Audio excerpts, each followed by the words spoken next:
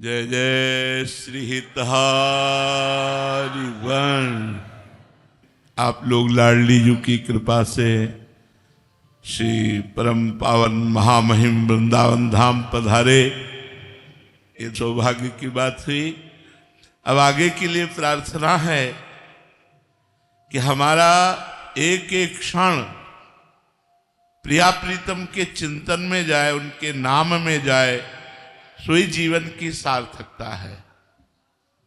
हरिवंश नाम बिसरे न छिन, श्री हरिवंश सहाय भल। यदि एक क्षण भी हम प्रभु का नाम न छोड़े तो प्रभु की कृपा हमें प्राप्त हो जाए। और अखिल कोटि ब्रह्मांड नायक परात्परीश की कृपा प्राप्त हो गई तो दुर्लभ क्या रहा। हम लोग इच्छा और कामनाओं से अशांत और नाना प्रकार की चिंता, उद्वेग, शोक से ग्रसित है। यदि हमारी इच्छाओं की पूर्ति होगी तो प्रियालाल से होगी, संसार पूर्ण नहीं कर सकता।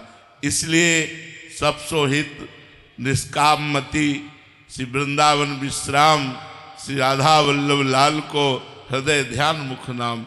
सबसे हम प्रेम का व्यवहार करें, किसी से कुछ चाहे नहीं। निष्कामता में जो बल है वो सकामी पुरुष जान ही नहीं सकता।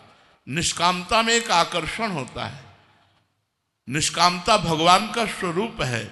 निष्कामता भगवान को आकर्षित कर लेती है।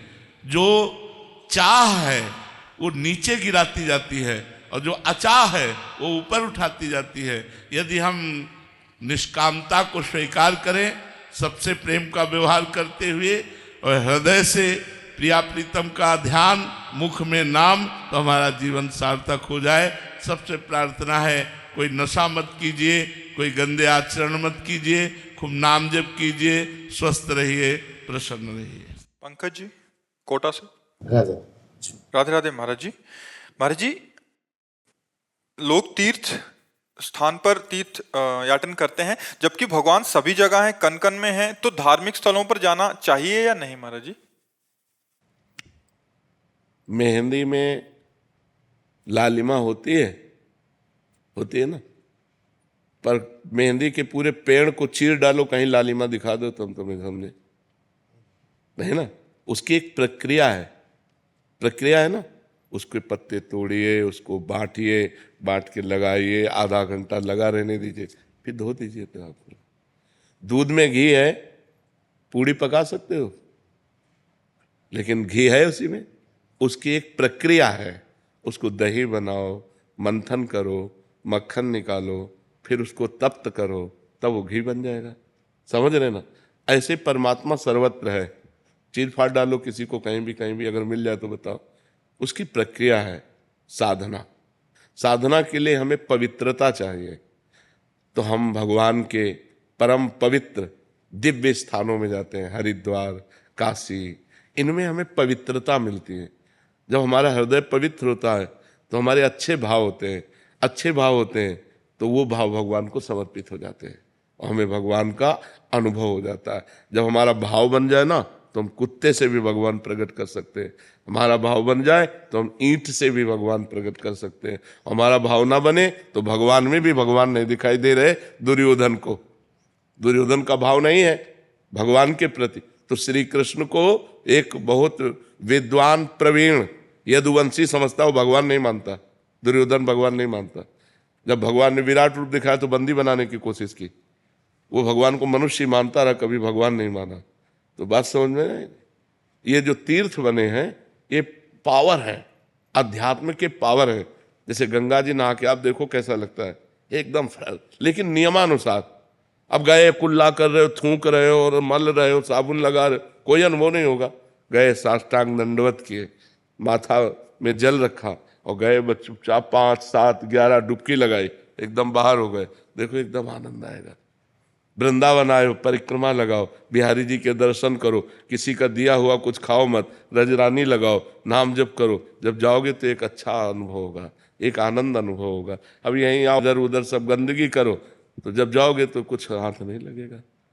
ये परम पवित्र स्थान बनाए गए हैं कि हमको अध्यात्म का सहयोग मिले। हमारे जो गलतियां हो गई, पाप हो गए, वो नष्ट हो जाए। भगवान सर्वत्र है। पर जैसे दूध में सर्वत्र घी है, दूध से काम नहीं चल सकता, उसका प्रक्रिया। तो ऐसे प्रक्रिया का मतलब साधना। तो साधना का प्रारंभ करने के लिए हमें जो पवित्रता चाहिए वो गंगा है, काशी है, जो बड़े बड़े तीर्थ है, इनमें इसीलिए जाया जाता है कि हम गृहस्थ हैं, हमसे कोई ना कोई पाप बन जाते हैं, तो इन तीर्थों में जाने से हमारे पाप नष्ट होते हैं, हमारे पुण्य बनते हैं, हमारा हृदय पवित्र होता है। अवश्य जाना चाहिए, पर जिस पद्धति से रहना उसी पद्धति से रहना। हर तीर्थ में एक दिन उपवास करना चाहिए। अगर 3 दिन वास करे तो एक दिन उपवास करना चाहिए, दूसरे दिन फलाहार करना चाहिए, तीसरे दिन अन्नाहार करना चाहिए। एक दिन तो प्योर पूरा ऐसे जल पे रहना चाहिए या ऐसे कष्ट सहना चाहिए तीर्थों में जाकर। एक दिन उपवास करो, वृंदावन की परिक्रमा करो, बिहारी जी के दर्शन करो, यमुना स्नान करो, यमुना जी के पास बैठकर नाम कीर्तन करो, नाम जप करो, ये कमाओ। जो तीर्थ स्थानों में परम पवित्र भाव कमाए जाते हैं वो एक, लेकिन बड़ा विचित्र है, यमुना किनारे भी बैठकर गंदी बात करेंगे, यमुना किनारे भी बैठकर गंदी क्रियाएं करेंगे, इधर उधर सब गंदी बातें करेंगे, तो धाम का फिर लाभ कहाँ मिल पाएगा। तो समझ पाते हो, जरूर जाना चाहिए। तो महाराज जी, जैसे इतने बड़े बड़े तीर्थ स्थल है, कभी कभी वहाँ पे अनहोनी हो जाती है, इंसान भगवान को पाने जा रहा है। आप हमारी ये बात सुनो, अनंत जन्मों से भटका हुआ जीव, शरीर तो छूटना ही है, राइट टाइम है शरीर का। और अगर वो हरिद्वार में शरीर छोड़ता है, वो वृंदावन में शरीर छोड़ता है, काशी में छोड़ता है, तो उसे भगवान की प्राप्ति हो जाएगी। कितना बढ़िया लाभ मिला। शरीर तो छूटना ही था, लेकिन शरीर ऐसी जगह छूटा कि भगवान की प्राप्ति हो गई। तो इसमें लाभ हुई कि हानि हुई? लाभ। हाँ, तो हमें नेगेटिव नहीं सोचना, हमें पॉजिटिव सोचना है। काशी है, वृंदावन धाम है, हरिद्वार है, गंगा का तट है, यमुना का तट है, इनके किनारे प्राण निकलते हैं तो जीव की उत्तम गति होती है। प्राण तो निकलने थे, लेकिन यहाँ निकले, ये उत्तम गति हुई। जैसे आपके 100 रुपया जेब से बिहारी जी के सामने कट गए, तो निश्चित मान लो करोड़ों का नुकसान होना था। आप वृंदावन आए तो धाम की कृपा से मात्र 100 रुपये में वो कार्यक्रम हो गया तुम्हारा।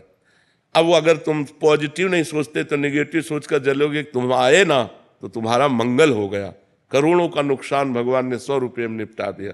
या ठोकर लगी, थोड़ी चोट लग गई, बहुत बड़ी हानि, थोड़ी सी चोट में निपटा दी। उसे हम निगेटिव क्यों सोचे, उसे हम पॉजिटिव सोचें। जो सत्य है, जो सत्य है, ये परम सत्य है, कोई बहानेबाजी नहीं, ये परम सत्य है। एक 2 मित्र थे, एक जब सयाने हुए तो शराब पीने लगे, गंदे आचरण करने लगे, वैश्यागमन, जुआ खेलना, शराब पीना, ऐसे सब। और एक था रोज गंगा नहाने जाना, भजन करना, शास्त्रों का स्वाध्याय करना। तो बहुत दिनों के बाद दोनों मित्र मिले, दूर से देखा वो गंगा नहाने वाला आ रहा है, और उसने देखा कि वो हमारा मित्र जो भटक गया गंदे आचरणों में, वो आ रहा है। तो जो गंगा नहा के आ रहा तो एकदम नीचे देखा तो खजूर का कांटा घुस गया उसके पैर में, नंगे पैर गंगा नहाने गया था, और उसके ठोकर लगी जो पाप कर्म करता था। तो एक थैली मिली असरफियों की, तो उसने कहा रोज गंगा नहाता है, राम राम रटता है, क्या हुआ, देख खजूर का कांटा, मैं मनमानी आचरण करता हूं और देखिए थैली मिली। उसको लगा यार कि हम इतना संयम नियम से चल रहे हैं, हमें खजूर का कांटा इतना बड़ा होता है, इसलिए आज से मैं गंगा नहीं नहाऊंगा, भगवान का भजन नहीं करूंगा। तो जब किसी को संशय हो जाता है तो भगवान धर्मात्मा पुरुष का संशय निवृत्त करने के लिए कोई न कोई रूप धारण करते हैं। चाहे वो ग्रंथ रूप मिल जाए या कोई संत मिल जाए, तो भगवान एक संत के रूप में आए और कहा बेटा तुम्हारे कांटा लग गया क्या, लाओ मैं निकाल दूं, तुम भगवान का भजन करते हो इसलिए तुम धन्य हो। तो उनका अब ये सब बातें हमको मत बताओ कि धन्य हो, धन्य वो है। तब उनका बेटा तुम्हें उसे पूर्व जन्म की बातें याद नहीं है, तुम्हारा पूर्व जन्म में इस समय तुम्हें सूली की सजा मिलनी थी, खजूर के कांटे से इसलिए निकल गई कि तुम गंगा नहाते हो, नाम जप करते हो, और इसे चक्रवर्ती सम्राट होना था। और ये अपने पाप कर्म करके बस ये आखिरी थैली है, ये जहां भोग लेगा तो इसको दुर्गति प्राप्त होगी, और तुम्हारा ये कांटा ही आखिरी है, और ये जहां हटा, इसकी पीड़ा हटी तो तुम आगे परम धाम को परम लाभ प्राप्त करोगे।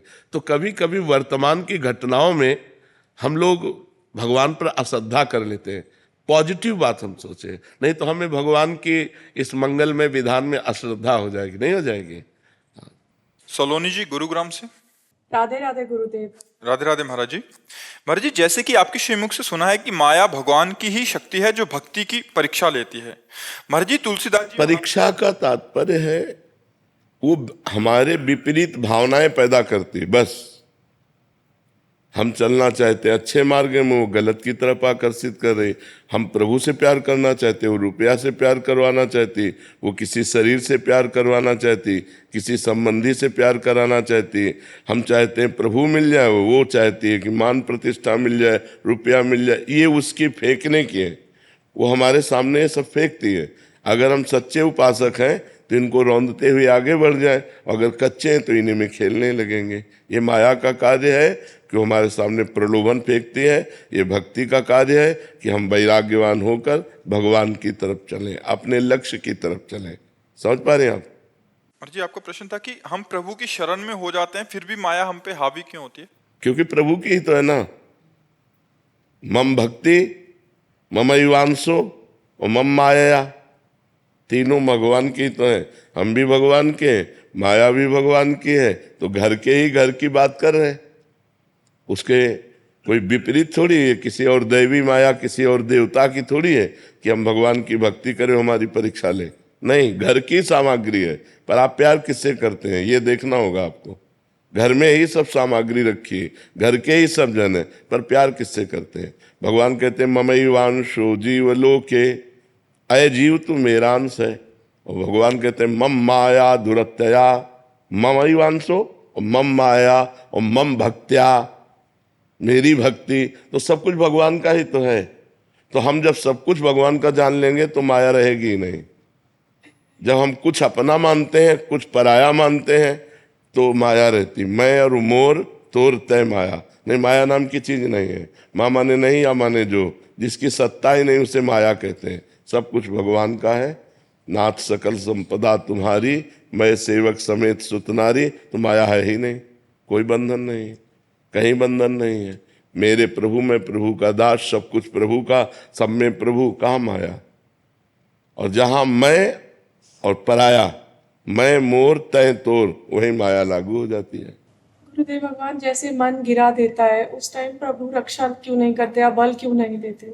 खिलाड़ी को खेल के लिए मैदान छोड़ दिया गया। अब आप कितना प्रवीणता पूर्वक खेलते हैं ये आपको छूट दी गई है। आप हार जाते हैं या जीत जाते हैं, खेल है ये, भगवान की माया का खेल है। कोई माया पराई हो तो भगवान रोक दे। तुम्हारे सामने संसार के भोग रखे हैं और तुम्हारे सामने भगवान का मार्ग रखा है, सत्य का मार्ग। अब भोग वाले मार्ग में आप जा रहे हैं या सत्य वाले मार्ग में, आपको छूट दी गई है। भगवान ने मनुष्य जन्म में ये छूट दिया है। आप पाप कर्म खूब कर लो या पुण्य कर्म कर लो, या पाप पुण्य दोनों से परे भजन कर लो। भगवान ने अवसर दिया, आपको ज्ञान दिया है। ऐसा नहीं कि आपको ज्ञान ना हो कि क्या अच्छा मार्ग क्या बुरा मार्ग। जब आप बुरा मार्ग चयन करते हैं तो आप ही तो चयन कर रहे हैं ना। तो भगवान का ना दोष है ना माया का दोष है, दोष हमारा है जिसे भजन के द्वारा, सत्संग के द्वारा, शास्त्र स्वाध्याय के द्वारा हम निर्दोष अवस्था को प्राप्त हो, अपने मन पे शासन करें। हम मन के गुलाम क्यों हो गए? क्यों हो गए? भोगों के लिए तो हो गए। अब भोगों से हटिए, मन आपका गुलाम बन जाएगा।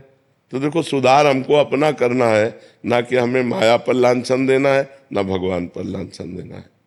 आपने कभी देखा माया आके आपको परेशान कर रही? आप विचार करके देखिए, हमारा मन ही माया है। जब मन भोगों की तरफ जाता है और हम उसको सपोर्ट कर देते हैं तो हम गिर जाते हैं, और जब हम नहीं सपोर्ट करते तो हमको जलाता है, व्यथा पैदा करता है। उसे हम सह जाते हैं तो हम आगे बढ़ जाते हैं।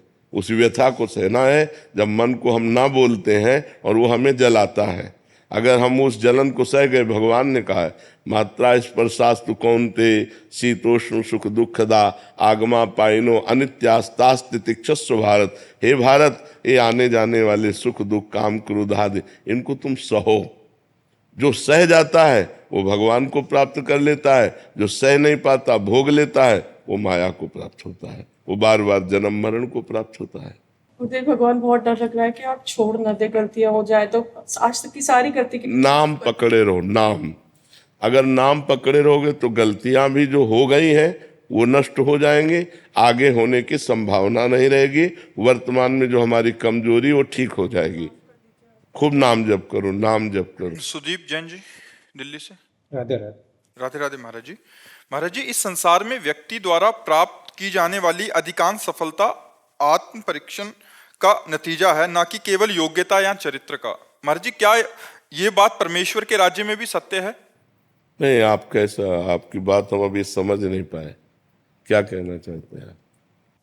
नहीं, इस संसार में आगे बढ़ने के लिए जरूरी रहता है कि अपने प्रयास रहे और वो उसको हम आगे प्रोजेक्ट कर पाए, सबको पता चले कि हम ये प्रयास कर रहे हैं। नहीं तो सबको सफलता मिल जाती है क्या? नहीं मिलती ना। तो उसमें भी पीछे लगा हुआ प्रारब्ध है। अगर आपका प्रारब्ध सही हुआ तो थोड़ी सी भी प्रयत्नशीलता आपको बहुत ऊंचाई पे पहुंचा देगी। अगर आपका प्रारब्ध बुरा है तो बहुत बड़ा प्रयत्न करने पर हाथ कुछ नहीं लगा, वो असफलता ही हाथ लगी। तो जगत में देखा जाता है दो प्रकार के प्राणियों को, कि थोड़ी सी प्रयत्नशीलता वाले बहुत उद्योगशील हो गए, बहुत व्यापारी धनी मानी बन गए, और एक बहुत पढ़ा लिखा, बहुत प्रयत्नशील, बहुत बुद्धिमान, लेकिन वो कुछ सफलता प्राप्त नहीं कर पा रहा। तो उसके पीछे उसका प्रारब्ध होता है, उसके पाप फल और उसके पुण्य फल। पाप फल है तो उसको गिरा देगा, पुण्य फल है तो उसे उठा देगा। तो प्रारब्ध को हम अगर रोकने की क्षमता रखते हैं तो हम परिणाम को सुधार कर सकते हैं, अन्यथा नहीं। प्रारब्ध को रोकने की क्षमता तपस्या और भजन में होती है। अगर हम भजन कर रहे हैं तो अपने प्रारब्ध को कंट्रोल में रख सकते हैं।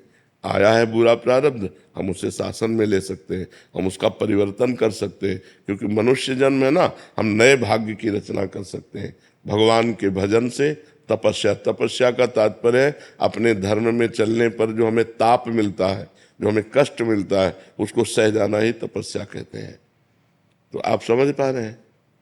तो आपका मतलब था कि अध्यात्म में भी ऐसा होता है? हाँ, परमेश्वर के राज्य में भी सत्य है ये बात? नहीं, परमेश्वर के राज्य में पुण्य और पाप का तो प्रवेश ही नहीं है। वो तो सच्चिदानंद मार्ग है, उसमें ऐसा नहीं। उसमें सफलता कृपा से विशेष होती है। अपना साधन तो निमित्त बनता है, अपना प्रयास तो निमित्त बनता है, लेकिन पूर्णता कृपा से होती है। क्योंकि हम सीमित सामर्थ्य वाले उस असीम परमात्मा को कैसे प्राप्त कर सकते हैं? हम जैसे एक सीपी है, वो समुद्र की था कैसे ले सकती है? सीपी वो समुद्र की, तो हम एक सीपी है, हमारी बुद्धि एक सीपी की तरह है और भगवान एक समुद्र है। तो वो कृपा करके हमारे सीपी में आके बैठ जाए वो बात अलग, वो हमारी बुद्धि में आकर के कृपा करके बैठ जाते हैं तो पूर्ण ज्ञान, पूर्ण अनुभव, पूर्ण ब्रह्म परमात्मा स्वरूप हो जाता है। लेकिन उसमें हमारा प्रयास भी, अत्यंत प्रयत्न देखकर भगवान कृपा करते हैं। जब देखते हैं कि रात दिन ये साधना में लगा है, भजन में लगा है, तो वो कृपा कर देते हैं। ऐसे नहीं कि मनमानी भोगों को भोगे, खूब खाए पिए मौज मस्ती से रहे, भगवान कृपा कर दे, ये नहीं। जब वो रात दिन विकल है भगवान के लिए, तब भगवान की कृपा उतरती है और उसे भगवत साक्षात्कार करा देती है। उसमें शुभ अशुभ कर्मों का नाश होने पर भगवत साक्षात्कार होता है। उसमें शुभ अशुभ, लौकिक उन्नति और लौकिक अवनति, इन दोनों में हमारे पूर्व के शुभ अशुभ का बड़ा योग रहता है। लेकिन भगवत प्राप्ति में शुभ अशुभ दोनों का नाश होने पर योग प्राप्त होता है। समझ पा रहे हैं आप? नीतीश जी गुरुग्राम से। राधे राधे महाराज जी। महाराज जी, मैंने जीवन में जो भी भक्ति की वह किसी ना किसी इच्छा की पूर्ति हेतु की। आपसे नाम जप की महिमा सुनी तो उसे भी 9 वर्ष आरंभ किया। अब मन में ये भाव उठता है कि अपने प्रभु की निष्काम भाव से आराधना कब कर पाऊंगा और कैसे कर पाऊंगा? जब हम ये रहस्य समझ जाएंगे, बड़े बड़े नहीं समझ पाते हैं और चूक करते रहते हैं। आप तो गृहस्थी में हैं, बड़े बड़े साधकों से भी चूक हो जाती है। हम जब कोई कामना करते हैं, कोई संकल्प करते हैं, तो अज्ञान ही होता है। परोपकार का संकल्प करते हैं तो ये भी अज्ञान है। समझ में आएगा तब जब हमें शुद्ध ज्ञान हो जाएगा। सबसे बड़ा परोपकार है अपने को संकल्प रहित कर लेना। अपने को कामना रहित कर लेना, क्योंकि सामने चराचर जगत में एक सच्चिदानंद भगवान के सिवा कोई नहीं है। बहुनाम जन्मनावंते ज्ञानवान माम प्रपद्यते वासुदेवा सर्वमित सा महात्मा सुदुर्लभा। वासुदेव का क्या उपकार करोगे? वासुदेव ही स्वयं सब रूपों में बना, ये तुम जान लो, यही तुम्हारा उपकार हो जाएगा। भगवान ही चराचर जगत में अपना रूप धारण किए हुए विराजमान है। वो अपने आप का सृजन कर रहा है, अपने आप का पालन कर रहा है, अपने आप का संहार कर रहा है। ये तुम जान लो, यही परोपकार हो जाएगा। इस परोपकार शरीर का, अब ये दोबारा जन्म न ले, ये परम पद को प्राप्त हो जाए, क्या कामना करोगे? रुपया जितना एकत्रित होगा मरने के बाद 1 रुपया जाएगा क्या? शरीर जाएगा क्या? संबंधी जाएंगे क्या? यहाँ का जितना भी पद प्रतिष्ठा जाएगा क्या? विवेक वही है जो परिणाम को देखता है। विवेक वही है जो परिणाम को देखता है। अविवेक वही है जो वर्तमान के भोग को देखता है। तो जब नाम जप करोगे और सत्संग सुनोगे तो विवेक का प्रादुर्भाव होगा। विवेक मोह का नाश करेगा, और मोह ही समस्त भोगों की लालसा की जड़ है। मोह ही आवागमन की जड़ है। मोह मूल बहुशूल प्रद त्यागो तम अभिमान भजो राम रघुनायक कृपा सिंधु भगवान। जब तक मोह का त्याग नहीं होगा तब तक नहीं। संकल्पों का त्यागी ही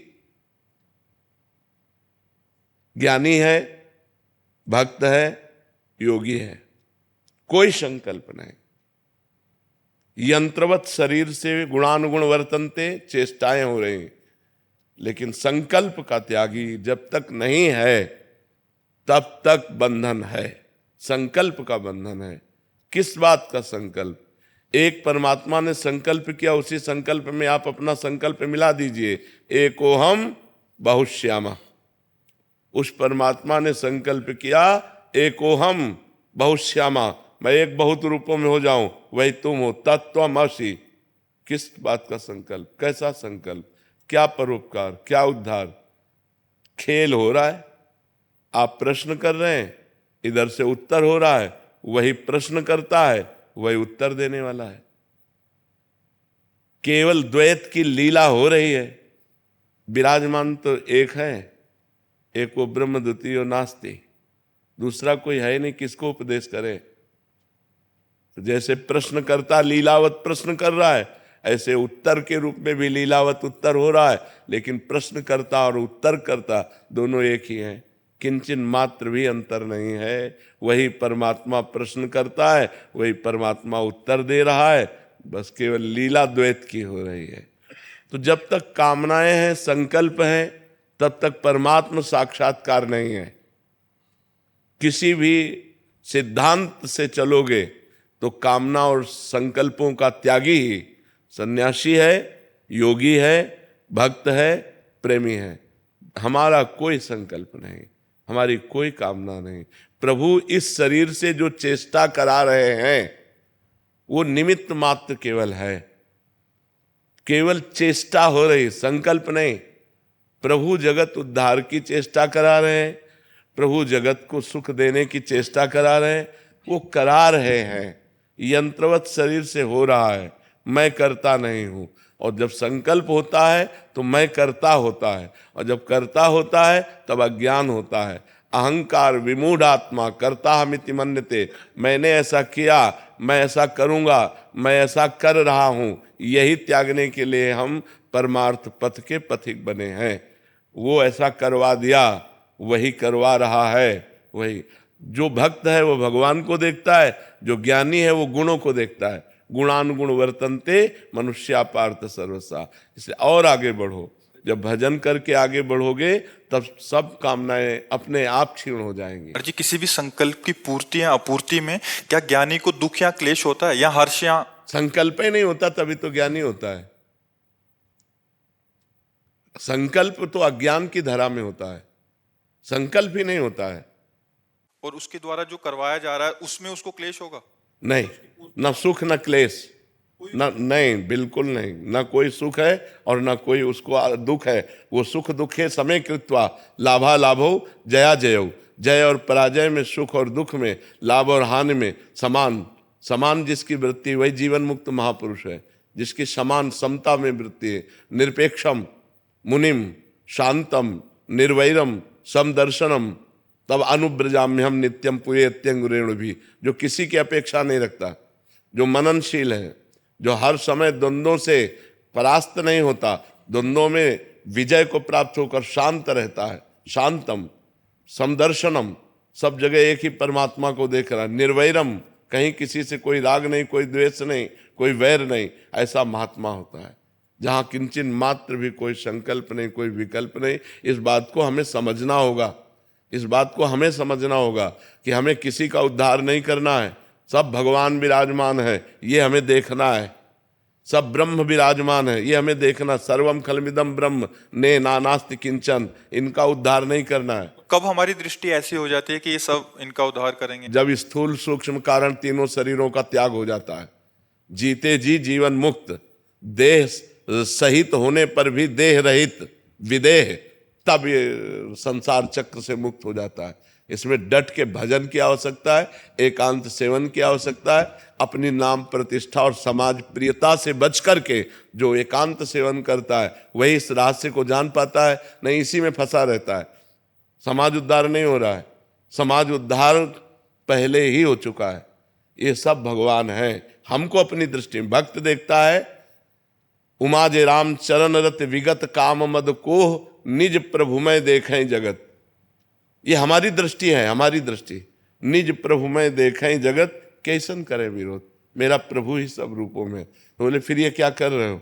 कराया जा रहा है, ये हो रहा है, एक लीला विनोद हो रहा है। जैसे उसकी लीला से सृजन हो रहा है, पालन हो रहा है, संहार हो रहा है, ऐसे उस लीला पूर्वक वो यहाँ से उपदेश दिलवा रहा है। उनको सामने वाले कह रहे हमें बड़ा लाभ मिल रहा है, ये केवल एक लीला विनोद है। लाभ क्या? वो सच्चिदानंद परमात्मा सी राम में सब जग जानी, करो प्रणाम जोरी जुग पानी। जब तक हमारे अंदर संकल्प विकल्प है तब तक हमें सावधान रहना चाहिए। अभी हमने त्रिगुण का वाद नहीं किया। जब तक त्रिगुण का बाध नहीं होगा तब तक परमात्मा स्वरूप में स्थिति नहीं होगी।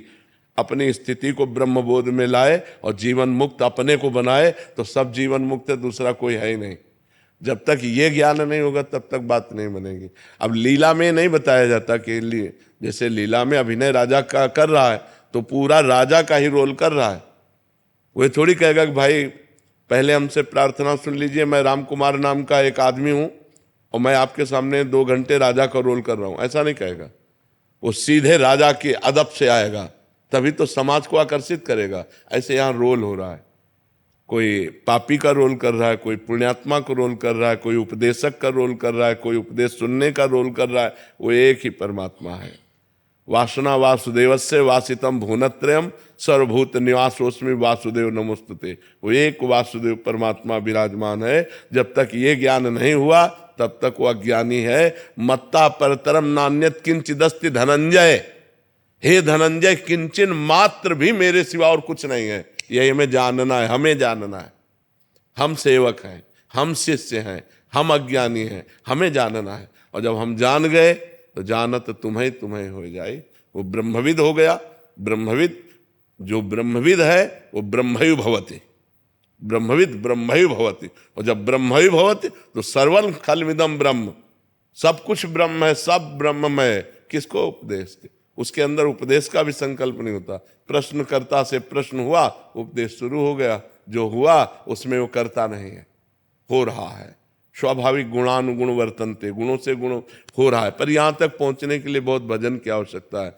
अभी जो आपका प्रश्न है कि हमारे अंदर आज तक जो भक्ति हुई वो सकामता पूर्वक हुई, तो सबकी भक्ति सकामता से ही प्रारंभ होती है और निष्कामता में पूर्ण होती है। खूब नाम जप करो, अच्छे आचरण करो, पाप आचरण ना करो तो धीरे धीरे निष्काम होते चले जाओगे। आपको खुद ज्ञान होने लगेगा। मैं क्यों भगवान से संसार की वो वस्तुएं मांगूं जो मेरे साथ नहीं जाने वाली?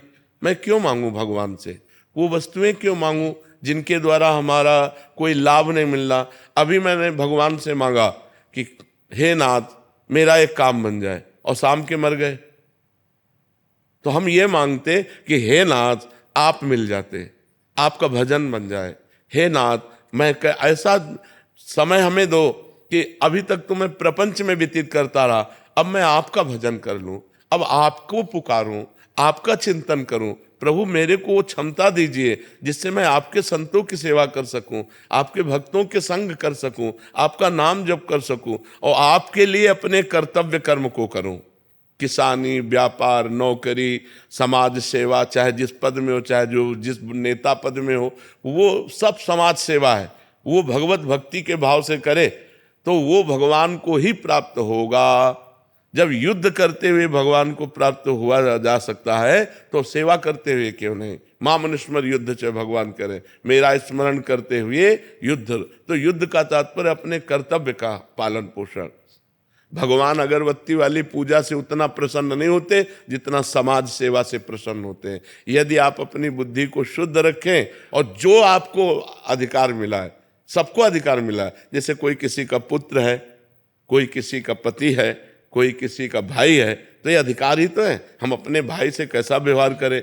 भाई भाई को जरा सी बात में गोली से उड़ा रहा है।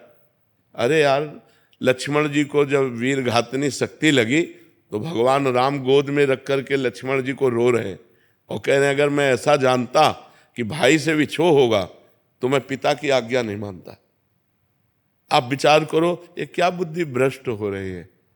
भगवान से विमुख होने पर देखो कैसे पत्नी पति के साथ दुर्व्यवहार कर रही है, पति पत्नी के साथ दुर्व्यवहार कर रहा है, बेटा माता पिता का अपूज्य भाव से असम्मान करता है।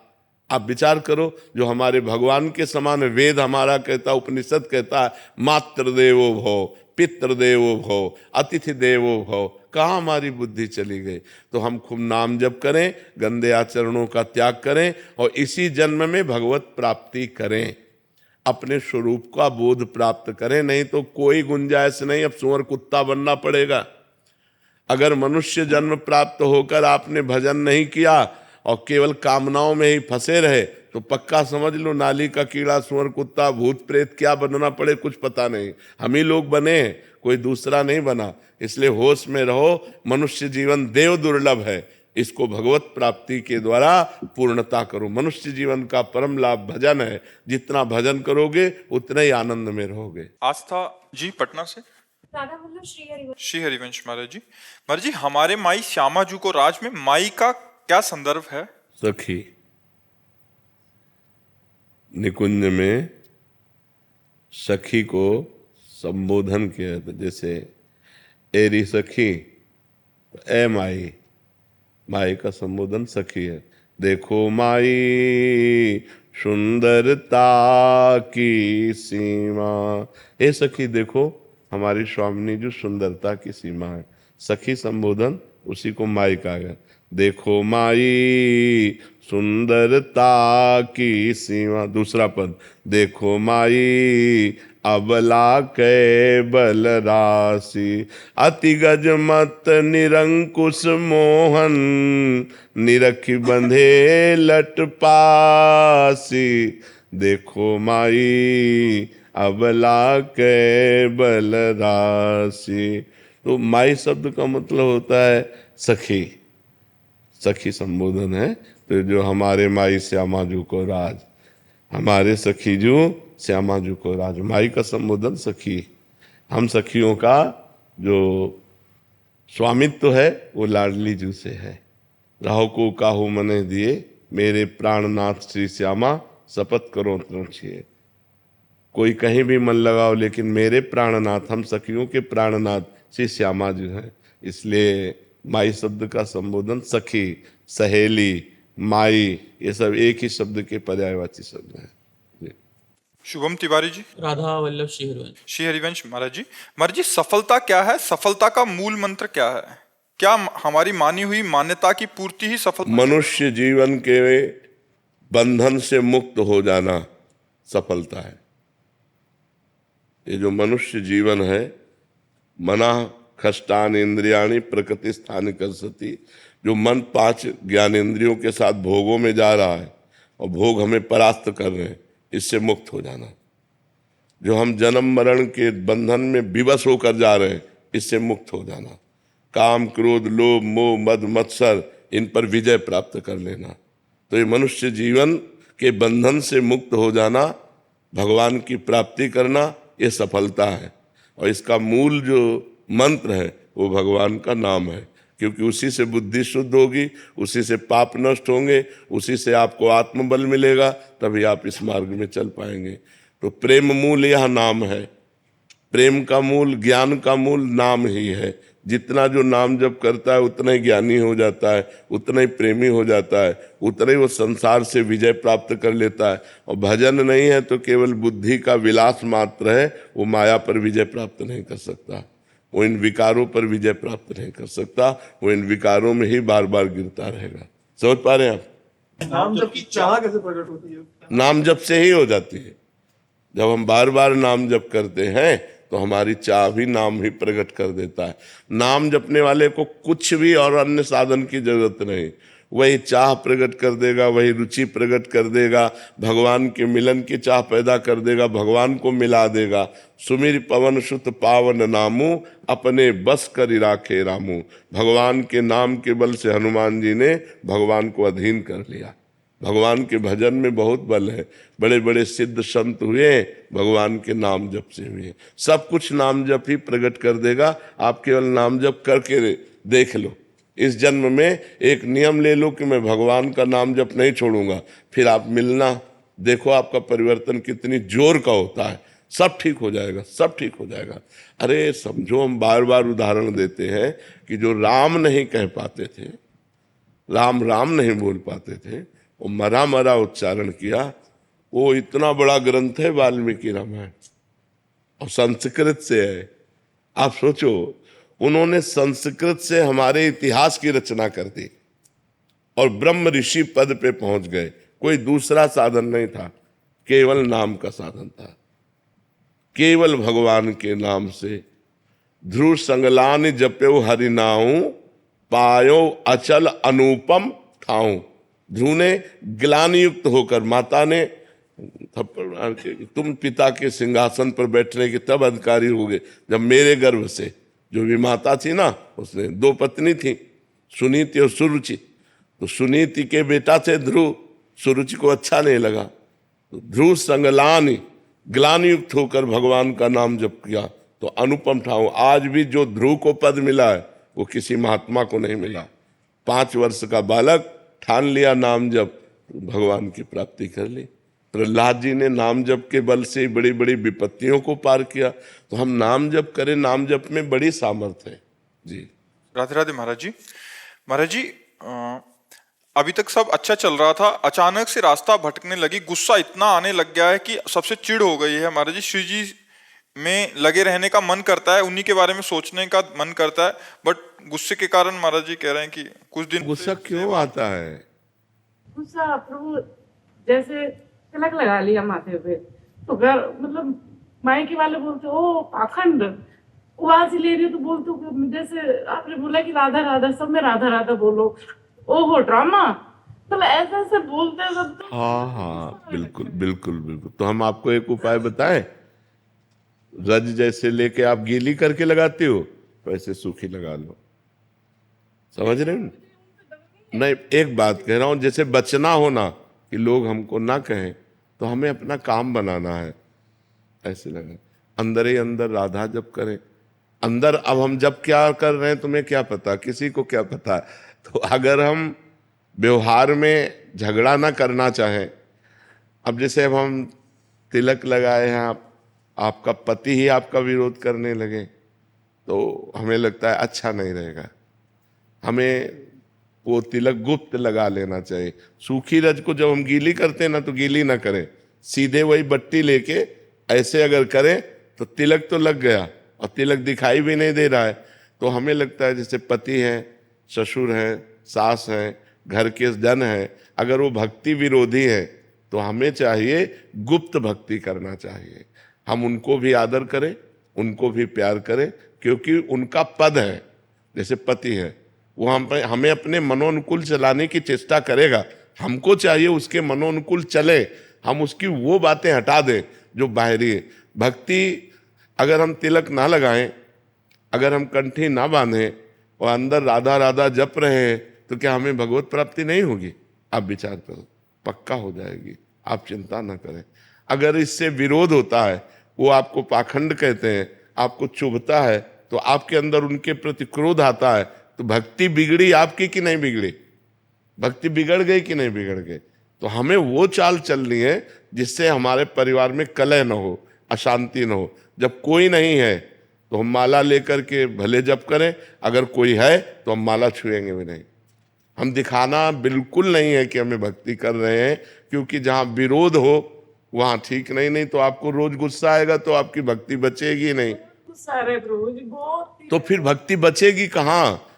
त्रिविधम नरकस्येदम द्वारम नाशन मात्मना कामः क्रोधा तथा लोभा तस्मात् देत्रयम् त्यजेत। ये 3 त्यागने हैं, काम, क्रोध, लोभ। अब हमें गुस्सा आ रहा, अपने पति पे गुस्सा आ रहा, सास ससुर पे, तो हमारी भक्ति क्या रहेगी?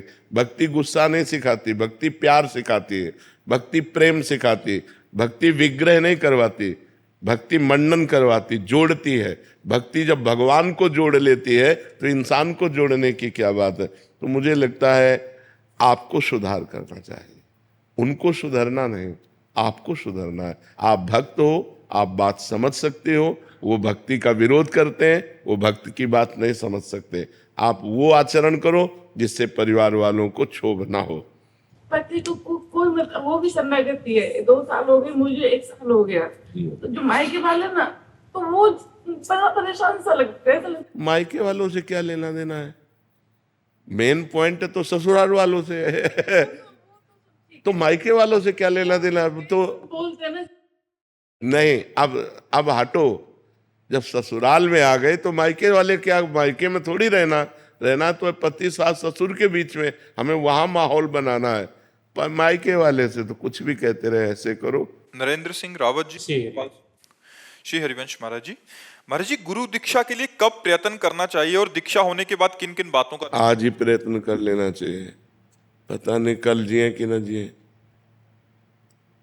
अगर विवेक की बात पूछो तो आज और अभी इसी क्षण गुरु का वरण करके भजन करना शुरू कर देना चाहिए, शाम मिले कि ना मिले। हम जैसे कह दे कि अब कल गुरु मंत्र लेंगे, तो कल तक हमें भरोसा नहीं है कि मृत्यु जीने देगी कि नहीं जीने देगी। जी जाए भगवान की इच्छा, नहीं तो हमें भरोसा नहीं है कि कल तक जिएंगे कि नहीं जिएंगे। इसलिए कबीर साहब ने कहा, काल करे सो आज कर और आज करे सो अब, पल में परलय होएगी बहुरी करोगे कब। अच्छा, गुरुमंत्र लेने के लिए योग्यता की जरूरत नहीं होती, समर्पण की जरूरत होती। हम जैसे नीच पामर अधम है, भगवान का हूँ, मैं गुरुदेव का हूँ, इसकी जरूरत होती। योग्यता की जरूरत नहीं होती कि ये लक्षण हो तो शिष्य बनना चाहिए। वो लक्षण सब आ जाएंगे जब समर्पण होने से।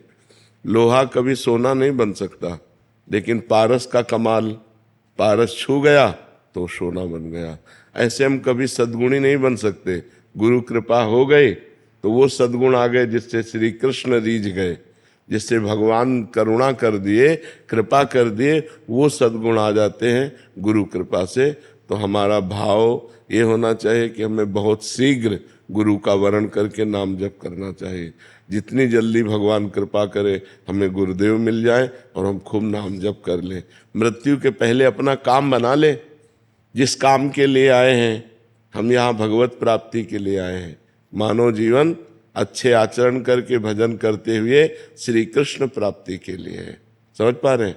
तो जब हमारा प्रबल भाव बन जाए, हमें गुरुदेव का वरण कर लेना चाहिए, ज़्यादा इंतजार नहीं करना चाहिए। नहीं तो मृत्यु का कोई भरोसा नहीं है, कब हमारे शरीर को छीन ले। तो मान लो अभी गुरु मंत्र लिया, अभी प्राण निकल गए, तो अभी भगवत प्राप्ति हो जाएगी। अभी गुरु मंत्र लिया और उसी को जपने लगे और हमारे प्राण निकल गए, तो अभी भगवत प्राप्ति हो जाएगी। इसलिए हम चाहें कि हमारा कोई सेकेंड भगवान से विमुख न जाए, कोई मिनट भगवान की स्मृति रहित न हो। 2 साल से मैं यही सोच रहा था कि दीक्षा लूं या ना। 2 साल से सोच रहा था। हाँ, ये गलत काम थोड़ी है, गलत काम को लंबा ताड़ा जाता है। नहीं, मुझे ऐसा लग रहा था मेरे अंदर ये विकार, मतलब नहीं तो हमारी बात समझे आप। हाँ, कि हम जैसे हैं। अब विकार दूर कब होते हैं? जब भगवान का नाम जप करते हैं, गुरु की शरण में होते हैं, साधु संग करते हैं, तभी तो हमारे दुर्गुण नष्ट होते हैं। हम दुर्गुण नष्ट करके सदगुरु की शरण में जाएं, ऐसा तो असंभव है। सदगुरु की शरण होने पर दुर्गुण नष्ट हो जाते हैं, ये संभव है। तो हमें लगता है हम जैसे हैं, जैसे गंदे हैं, ऐसे ही हम शरण में हो जाएं तो हमारा काम बन जाएगा। जितेंद्र कुमार जी यमुनानगर से। सीधी श्री हरिवंश महाराज जी, गुरुदेव भगवान, जब महाराज जी आपके सत्संग में इन्होंने सुना है कि जब आवास की यहाँ अव्यवस्था हो गई थी और पूरा आपको हर जगह से निकाल दिया गया, तो आपके मन में एक बार आया था कि चलो अभी काशी चलते हैं। तो फिर मतलब उस समय लाडली जू जो मदन मोहन वहाँ के आपको महाराज जी, वो महाराज जी कह रहे हैं कि इसे भगवत साक्षात्कार कहते हैं या भगवत साक्षात्कार मतलब नहीं, ये छुपा छुपी का खेल कहते हैं। भगवत साक्षात्कार ऐसे होता है, साक्षात प्रभु बैठे हैं, मुझे पता है मेरे प्रभु हैं, प्रभु रूप में हैं। और बात में वो तो बालिका रूप में थे। जीवन में ऐसी 50 घटना घट चुकी हैं जिनमें भगवान छुप छुप के खेलते हैं। ये छुप छुप के खेलना भगवत साक्षात्कार नहीं, पर ये भगवत साक्षात्कार की योग्यता है। भगवत साक्षात्कार की योग्यता है, पर भगवत साक्षात्कार ऐसा नहीं। श्री जी आएंगी तो श्री जी के रूप में आएंगी और साक्षात बात करेंगे।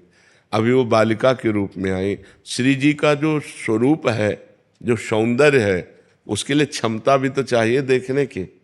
भगवान श्री कृष्ण के चरणों से जो तेज निकलता है वो शास्त्र सूर्य कोटि संप्रभा, हजारों सूर्यों के, करोड़ों सूर्यों के समान तेज। एक सूर्य को तो देख नहीं सकते और एक साथ करोड़ सूर्यों का तेज श्री कृष्ण के चरणों से निकल रहा है, हम कैसे देख पाएंगे?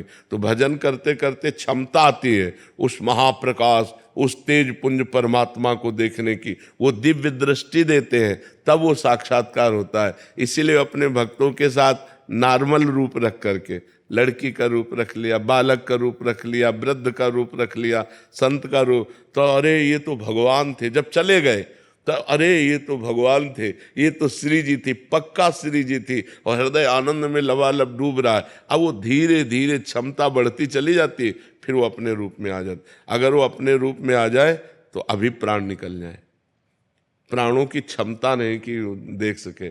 एक घटना है, श्री कृष्णदास जी वल्लभाचार्य जी के शिष्य, श्रीनाथ जी के अधिकारी थे, सेवाधिकारी। तो सेवा के लिए आगरे जाया करते थे, सामग्री, बहुत सी सेवा सामग्री लेने, और अधिकारी थे, खूब ऐश्वर्य धन था। तो एक दिन गए तो देखा बहुत से लोग मंडलाकार घेरे हुए और नाच गाना हो रहा है। तो कौतुक में उन्होंने कि कौन नाच रहा है? तो देखा तो एक नवीन वैश्या बड़ी सुंदर और बड़े हाव भाव से नृत्य कर रही थी।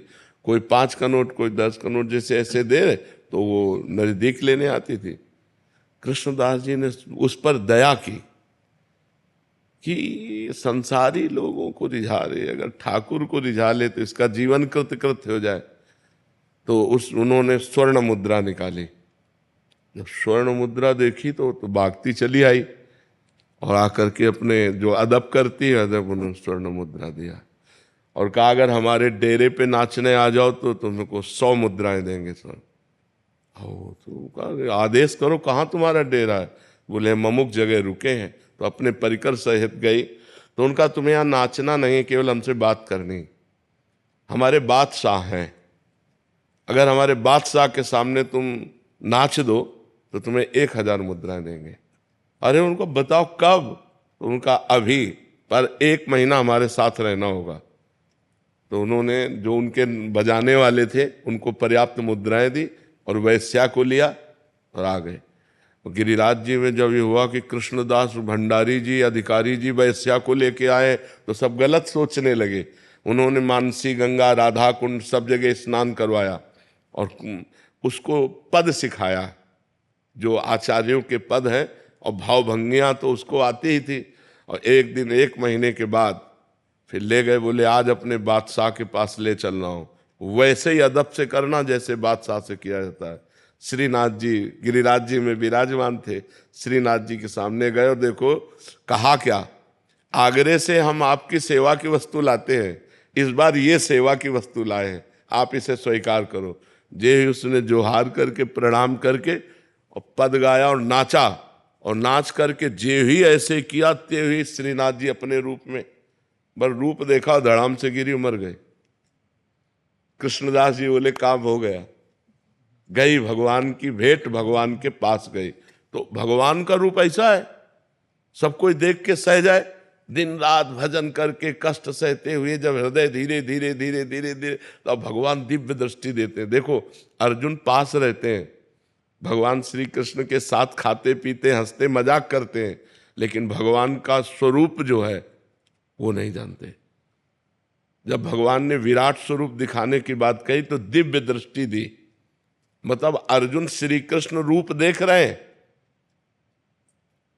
लेकिन भगवान का जो और रूप है विराट, उसके देखने के लिए भगवान ने दिव्य दृष्टि दी कि नहीं? गीता में स्पष्ट लिखा हुआ है। जबकि श्री कृष्ण रूप देखने के लिए दिव्य दृष्टि चाहिए। जो श्री कृष्ण रूप अर्जुन के सामने है उसे देखने के लिए हमको दिव्य दृष्टि चाहिए, और अर्जुन जी उसे देख रहे हैं ऐसे ही।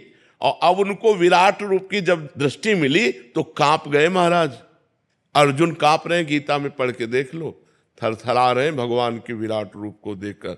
तो जो साक्षात्कार है वो दिव्य दृष्टि से होता है। इसीलिए भगवान अपने भक्तों के साथ लीला करते रहते, छुप छुप के किसी न किसी रूप में आकर उनको दुलार कर जाते, उनको प्यार कर जाते, और बाद में अनुभव कराते कि यार ये तो भगवान है। हम एक घटना तुम्हें बताते, गिरिराज जी में दंडोती परिक्रमा लगा रहे थे, आगे आगे गुरुदेव भगवान थे और पीछे हम थे, दंडोती परिक्रमा। तो प्रातः वही 4 बजे होंगे, तो गिरिराज जी में ऐसे मोटा करधनी पहने हुए और नीचे का बस ऐसे खड़े हुए, ए बाबा 1 रुपया दे दे। उन्होंने कहा इस समय बालक, पर उनका ब्रजवासी बालक है, कहीं आसपास गांव होगा, खेल रहे होंगे गिरिराज जी, ज्यादा विचार नहीं किया। हमने कहा रुपया कहाँ है हमारे पास? बस ऐसे कमर में अंगोछा में से रुपया बांधे हुए थे, क्योंकि श्री जी साथ रहती है तो भोग लगाने के लिए केला है, फल है, कुछ न कुछ खरीदना होता था। तो ए बाबा झूठ बोले बांधे। तो कहा यार इसको कैसे पता चल गया? अंगोछा खोला और उससे रुपया निकाला, उसको दिया, और वो ऐसे मुस्कुरा के चल दिए। अब हमारी दंडोती रुक गई। गुरुजी के पास गए, उनका महाराज जी एक बालक कैसे? बोले यहाँ बालक कैसे? यहाँ कोई आसपास गांव तो है नहीं, गिरिराज जी ही थे, वही लीला विनोद। अब पश्चाताप हुआ, यार गिरिराज जी थे, अब लपेट कर जाते, अगर ये हमें पता होता कि ठाकुर जी है तो गले। तो ये ऐसे छुपा छुपी सैकड़ों बार खेलते अपने जनों के साथ, पर वो साक्षात्कार नहीं माना जाता। साक्षात्कार माना जाता प्रभु प्रभु के रूप में आकर साक्षात दर्शन देते हैं। ऐसे छुपा छुपी के खेल तो बहुत खेलते हैं। जब पूरा जीवन भगवान को अर्पित है तो कहीं न कहीं किसी न किसी रूप में, जहाँ जहाँ मेरा भक्त चरण रखे वहाँ वहाँ रखूँ हाथ, पीछे पीछे मैं फिरूं, कभी न छाड़ूं साथ, बिल्कुल ऐसे। और एक भक्तिदीप महाराज जी थे, तो यहाँ वृंदावन में जब हम परिक्रमा लगा के आए तो यमुना किनारे बैठे हुए थे, तो उन्होंने, बड़े सिद्ध महापुरुष हैं, उन्होंने कहा कि बाबा तुम्हें श्री कृष्ण के दर्शन हुए? तुम कहा नहीं महाराज जी। बोले नहीं हुए? गिरिराज जी की परिक्रमा में तुम्हें नहीं हुए? तुमका वो 1 बालक रुपया, ऐसा अनुभव तो हमको भी हुआ कि प्रभु हैं, पर अरे बोले प्रभु ही थे। अब उनको किसने बात बताई? अपने आप, मतलब जो ही हम दंडोती लगा के आए और उनसे मिले तो पहले ही वो हमें ये बात। तो ऐसी घटनाएं भगवान भक्तों के साथ करते रहते हैं, पर इसे साक्षात्कार नहीं कहते। साक्षात्कार कहते हैं बिल्कुल जिस रूप की हम आराधना करते हैं उसी रूप में आकर के मिलना। वो अगर उस समय कृपा करे और हमको जना दे, सोई जानी जो दे जनाई, तो नहीं, जब वो छुप के आएंगे तो नहीं जनाएंगे। तो उस समय उनके जो चरण चिन्ह है वो रहेंगे। अगर चरण चिन्हों से उनकी पहचान हो सके किसी तरीके से तो प्रभु, वो ऐसी लीला करते उस समय बुद्धि काम नहीं करती। जैसे जब ये कि अब हमारी बास की तो व्यवस्था थी नहीं, गरीब बाबा जी, तो ऊपर जाकर मदन मोहन जी का मंदिर है ना, ऊपर शिखर के पास, दोपहर का समय था। अब एकांत समय तो एकदम आर्त भाव आया, रोए कस के कि हमें वृंदावन वास नहीं मिलेगा, क्योंकि हमारा कोई परिचय नहीं, हमारे पास अर्थ नहीं, और आश्रमों में अलग व्यवस्था होती है। वो बहुत रोए, फिर आया चलो अब काशी चलते हैं। क्योंकि अब वहीं घाटों पे जीवन व्यतीत हो रहा था। जे ही नीचे उतर के आए तो इतनी बड़ी गोरी सी बालिका, हम उस समय लाल वस्त्र भगवा वस्त्र पहनते, तो ऊपर का वस्त्र का छोर पकड़ा और वह घूमने लगी ऐसे और कह रही जाएगो बाबा, जाएगो बाबा। तो नए नए हम आए थे तो ब्रजभाषा तो समझ में आए थे, कह रहे जाएगो। तो हम कहा यहाँ किसी गोस्वामी की बच्ची होगी, और ऊपर से रो के आ रहे थे तो कहीं कोई रति थी नहीं। हम कहा यहाँ किसी गोस्वामी की बच्ची होगी, खेल खेल में ऐसे पकड़ रहे। तो हम कहा जा हट जा बच्चा, हट जा बच्चा। बोले जाएगो बाबा। और हम उस समय ये समझ ही नहीं पा रहे कि ऊपर हम बात करके आ रहे हैं प्रभु से और इधर हमसे प्रश्न किया जा रहा है, और ऐसे चल दिए। जो ही हम गए तो जिस आश्रम में रुके थे वहाँ एक संत खड़े थे। उन्होंने कहा बाबा तुमको बुलाया है। तो हम कहा हम तो जानते नहीं। बोले तुम्हें देखा है, वो बुला रहे हैं। तो हम कहा किस लिए? बोले आप चलो। तो उन्हीं के साथ चले गए। तो उन्होंने गौशाला थी और एक कमरा बना हुआ था बहुत बढ़िया। बोले यहाँ दूध पियो, मठा पियो आराम से और यहाँ रह जाओ। अरे हम कहे तो भगवान की। तब हमें एकदम वापस ध्यान आया कि वो जाएगो बाबा। हम कहे तो श्री जी थी। भागे, वहां दौड़ के गए, आसपास पूछा, वहां कोई गोस्वामी पर कर ले रहता, हुआ तो सब संत जल रहते। अरे हम कहा यार धोखा हो गया। श्री जी ऐसा आई और हम उनको छुआ भी नहीं। वो हमारा वस्त्र अब बालिका रूप में थे। अगर हमें पता हो कि वृंदावनाधीश्वरी लीला कर रही तो उसी समय गले लगा। पर वो बहुत चतुर है, जब तक वो सामने रहेंगे तब तक संशय रखते हैं कि पकड़ न पावे, और जहां वो अलग होते तब पक्का विश्वास हो जाता है कि प्रभु ही थे। ऐसा होता है।